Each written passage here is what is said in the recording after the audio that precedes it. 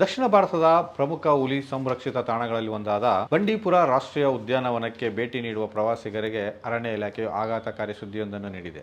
ಬಂಡೀಪುರದಲ್ಲಿ safari, ಖಾಸಗಿ ವಾಹನಗಳ ಪ್ರವೇಶ, ಕ್ಯಾಮೆರಾ ಬಳಕೆ ಸೇರಿದಂತೆ ವಿವಿಧ ಸೇವೆಗಳ ದರವನ್ನು ಭಾರೀ ಪ್ರಮಾಣದಲ್ಲಿ ಏರಿಕೆ ಮಾಡಲಾಗಿದೆ.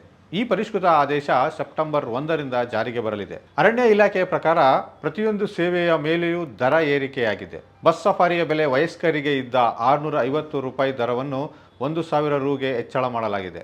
12 ವರ್ಷದೊಳಗಿನ ಮಕ್ಕಳಿಗೆ 350 ರೂಪಾಯಿ ಇದ್ದ ದರವು 500 ರೂಪಾಯಿಗೆ ಹೆಚ್ಚಳ ಮಾಡಲಾಗಿದೆ. ಜೀಪ್ ಸಫಾರಿ ಅತ್ಯಂತ ಹೆಚ್ಚು ಏರಿಕೆ ಕಂಡಿರುವ ದರವಾಗಿದೆ. ವಯಸ್ಕರಿಗೆ ಇದ್ದ 750 ರೂಪಾಯಿ ದರವನ್ನು 1,500 ರೂಪಾಯಿಗೆ ದ್ವಿಗುಣ ಮಾಡಲಾಗಿದೆ. ಈ ಹಿಂದೆ 200 ಮಿಲಿಮೀಟರ್ಗಿಂತ ಹೆಚ್ಚಿನ ಲೆನ್ಸ್ ಹೊಂದಿರುವ ಕ್ಯಾಮೆರಾಗಳಿಗೆ ನಿರ್ದಿಷ್ಟ ಶುಲ್ಕ ಇರಲಿಲ್ಲ.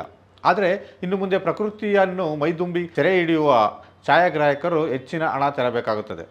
200 ಮಿಲಿಮೀಟರ್ಗಿಂತ ಹೆಚ್ಚು ಲೆನ್ಸ್ ಹೊಂದಿರುವ ಕ್ಯಾಮೆರಾಗಳಿಗೆ 1,500 ರೂಪಾಯಿ ಜೊತೆಗೆ 18% GSTನೂ ಸಹ ಪಾವತಿ ಮಾಡಬೇಕಾಗಿದೆ. 200 ಮಿಲಿಮೀಟರ್ ಒಳಗಿನ ಲೆನ್ಸ್ಗಳಿಗೆ ಶುಲ್ಕ ವಿನಾಯಿತಿ ನೀಡಲಾಗಿದೆ. ಅರಣ್ಯದೊಳಗೆ ಪ್ರವೇಶಿಸುವ ವಾಹನಗಳಿಗೂ ಶುಲ್ಕ ಹೆಚ್ಚಳ ಮಾಡಲಾಗಿದೆ. ಪ್ರತಿ ವಾಹನದ ಮೇಲೂ 18% GST ಅನ್ವಯವಾಗಲಿದೆ. ಕಾರುಗಳಿಗೆ 100 ರೂಪಾಯಿ, ಲಘು ವಾಣಿಜ್ಯ ವಾಹನಗಳಿಗೆ 200 ರೂಪಾಯಿ ಹಾಗೂ ಬಸ್ಗಳಿಗೆ 300 ರೂಪಾಯಿ ಪ್ರವೇಶ ಶುಲ್ಕವನ್ನು ನಿಗದಿ ಮಾಡಲಾಗಿದೆ.